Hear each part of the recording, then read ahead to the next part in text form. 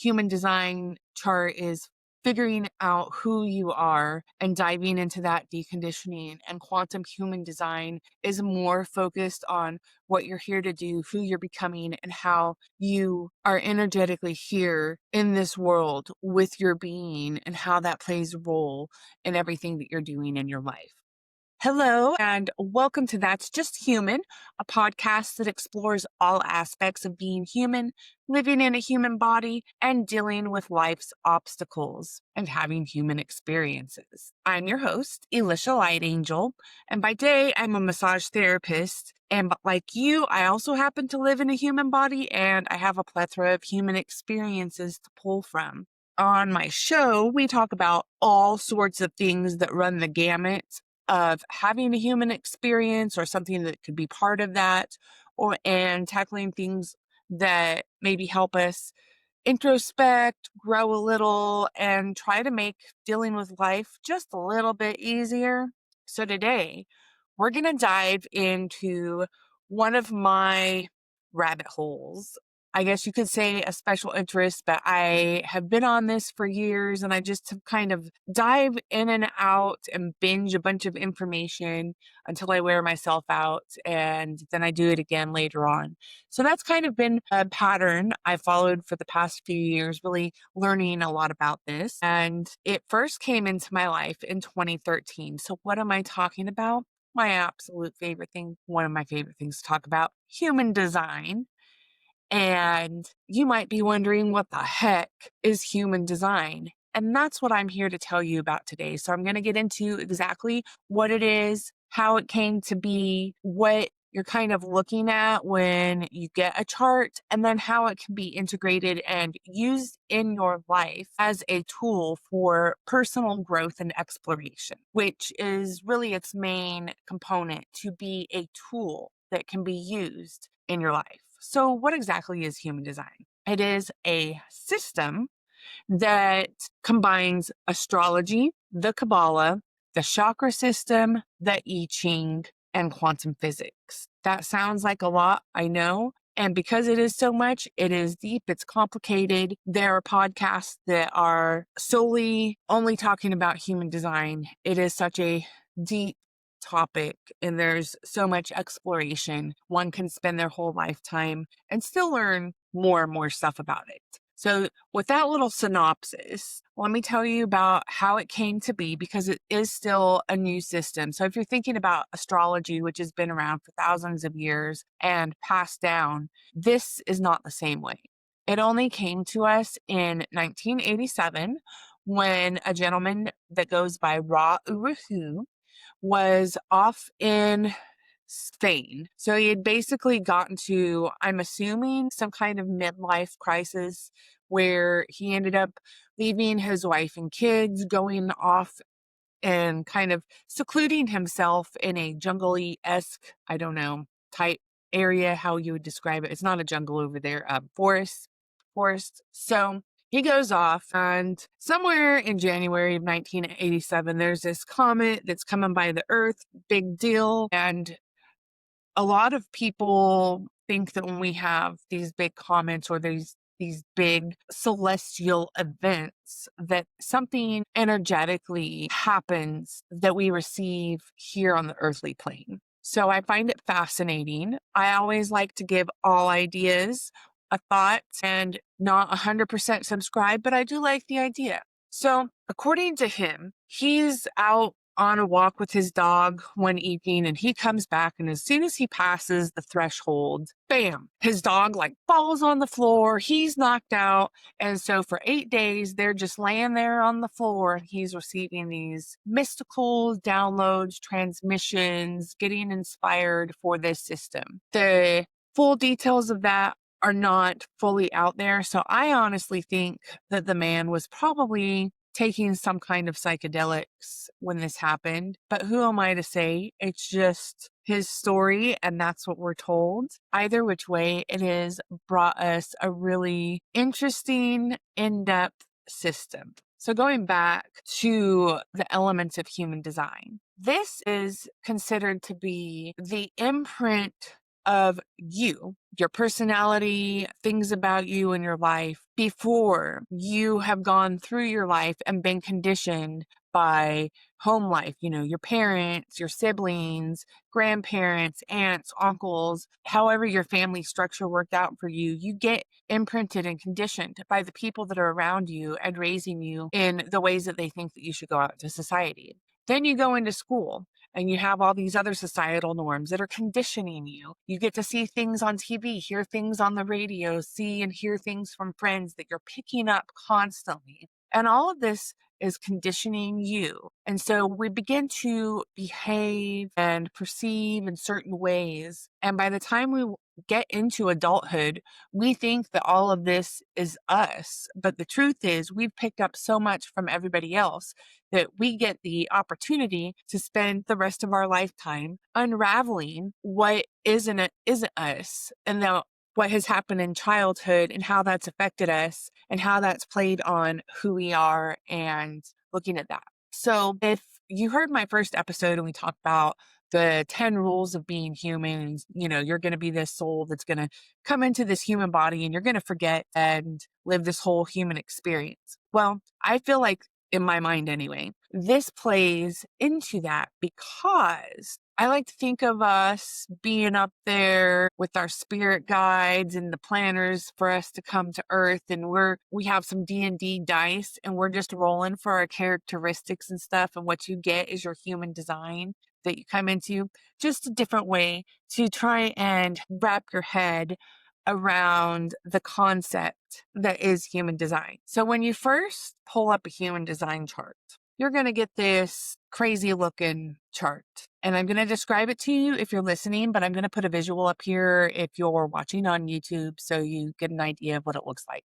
So this chart has a shadow in the background that has like a head and then kind of a triangular body. So imagine if you're making a human figure drawing with no arms, no legs, and the body's a triangle. That's the best I can describe that aspect. So that's the representation of us as the human beings. Overlaid on top of this shadow, you're going to see lots of different shapes, triangles, and squares going from top to bottom, filling up the triangle. And in between all of those are these lines that are connecting between each of the different shapes. Then on either side of this configuration, you'll see squares. So on the right side, you're going to see red squares, and on the left side, you're going to see black squares. And all of those go to information that you're visually looking at in the chart.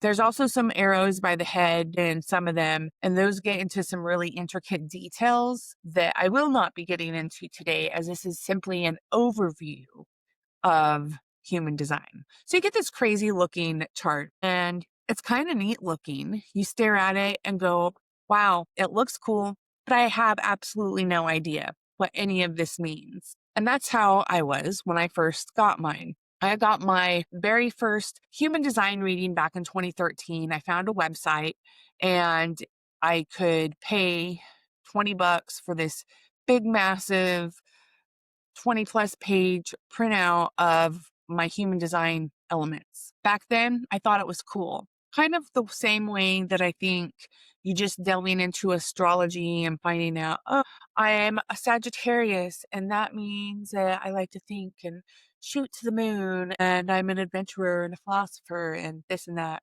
But it's so much more. So I kind of sat on the information, just finding it cool and not really doing a lot with it other than filing it into a folder somewhere and then occasionally looking at it when I came across it during cleaning. So fast forward, it was 22 or 23 that I really got back into human design. And I just started binging information because by this point, it's been out for a lot more years. The internet has picked up. People are out there spreading lots of information. So I literally binged everything that I could find on YouTube at the time. I was Googling, finding any kind of documents, blogs, different things that people had written. So every time I had a question, I would kind of try and seek out the information. So this really led me down that rabbit hole that I was telling you about, how I kind of dived into this and I realized how much it can be used as a tool for self growth in our life. So, part of this, when you first get a reading, it's more information than you can take in one sitting. So, it's a tool that you come back to over and over, and it's a tool for reflection on yourself, and you get to experiment with it. So, part of this is once you learn about your human design, it usually takes about 7 years of experimenting with the human design knowledge and then just doing things in your own life to see, is this true? Is this not true? To help decondition you so that you can then embrace the person who you are here to be, the person authentically you, like from the inside, because you know when you're masking certain things, something feels off. It's not right. You don't feel like you can fully show up or do or be the person that you know you intrinsically are on the inside because you're putting up a fake persona to try and fit in as part of that conditioning. And sometimes we like to say, oh no, this is just how I am, when it's not actually how you are. So let me give you an example. The first thing that you'll find out when you get a human design is your type. If I told you nothing else about your human design, I would want you to know your type, because then your type and your strategy and authority basically are your number one things you want to start experimenting with. So I'll give you myself, I'm a manifester, and only about 8 to 9% of the population is manifestors. And one of the most pivotal pieces of information for me when I found out was manifestors are here to inform others. And it sounds really daunting when you first hear this information as a manifestor, because you're like, I don't want to tell anybody what I'm doing. I just want to go do things. And it is a pain for me to have to slow down and tell you what it is I'm doing. But I worked past my own resistance and I started informing people of what I'm doing. It can be simple things like I'm getting up to go to the bathroom, because when you're missing, your energy's missing, people wonder what happened to you. It's also more important things that affect other people because it helps them to feel a little bit more at ease. The more I practice informing, the easier it has become. And it's almost like magic.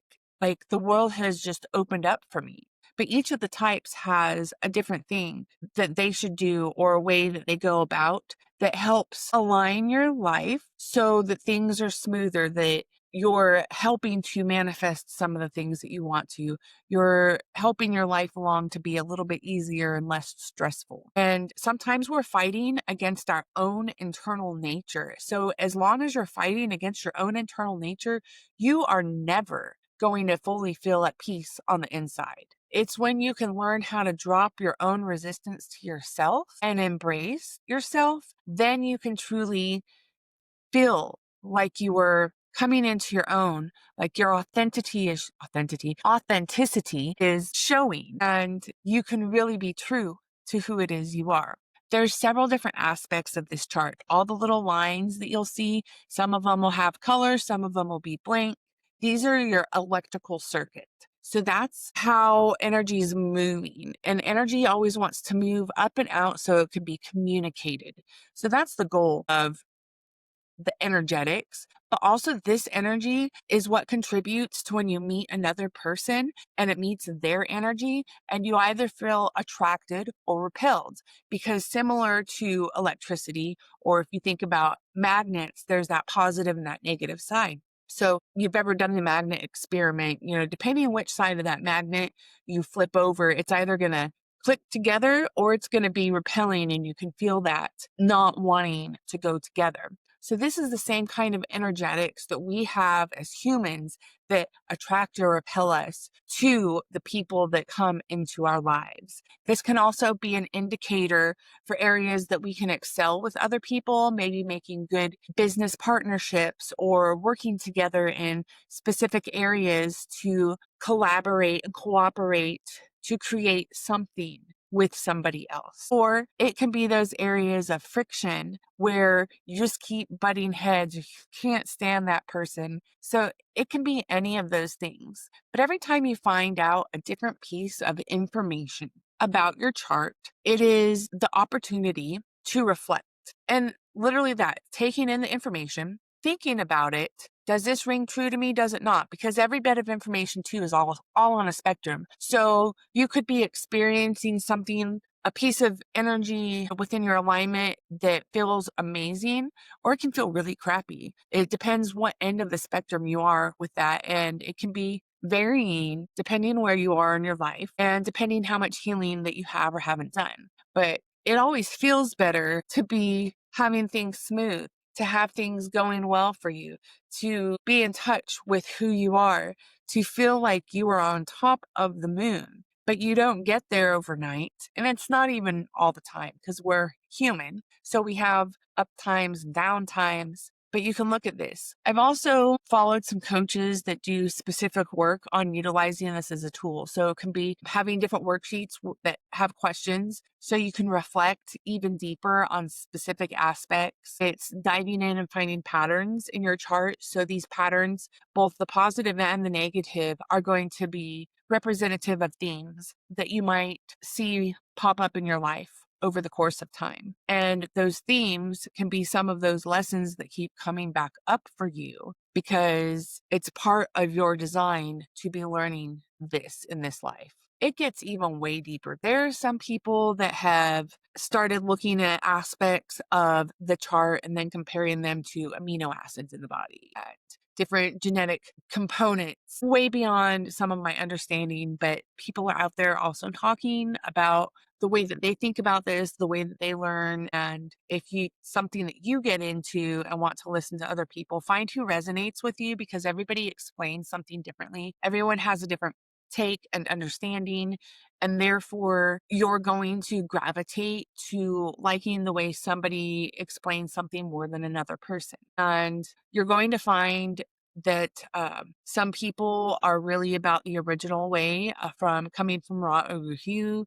Some people have specific coaches that they really like that have been later educated. One of my favorite people to listen to is Karen Curry Parker, and she has created quantum human design, which basically she reframed the vocabulary to make it more positive. And human design chart is figuring out who you are and diving into that deconditioning. And quantum human design is more focused on what you're here to do, who you're becoming, and how you are energetically here in this world with your being and how that plays a role in everything that you're doing in your life. Human design is not a religion. It's not a belief system. It is not a cult, even though it might have a cult-like following when you're looking at how many people get very excited about this. There's conferences and people get together. I don't think it's any different than another special interest where people have conferences. You're just wildly into something and really enjoy discussing things that you've learned with other people and also getting to hear their perspectives. So hopefully this gives you a good rounded idea of what the heck human design is. And I'll be doing a part 2 episode where I'm going to just briefly touch on the 5 different human design types. And that way, if you've looked up your chart and you want a little bit more information, I'll have that there for you. If you want, you can go look up your chart. I'm going to leave in the show notes a couple of different websites that you can go and pull a free chart up on. I'm not married to any one site. I don't get any kind of affiliates or anything like that. So I'm just going to give you a couple different ones, pick what you like, and don't feel obligated to purchase anything from any site unless that's something that you want to do. So I hope this was fun and a little educational, and I hope it sparked your interest in human design because I love it. I hope you love it. And as you embrace your humanness, be kind, be you. And remember, everything is part of the journey.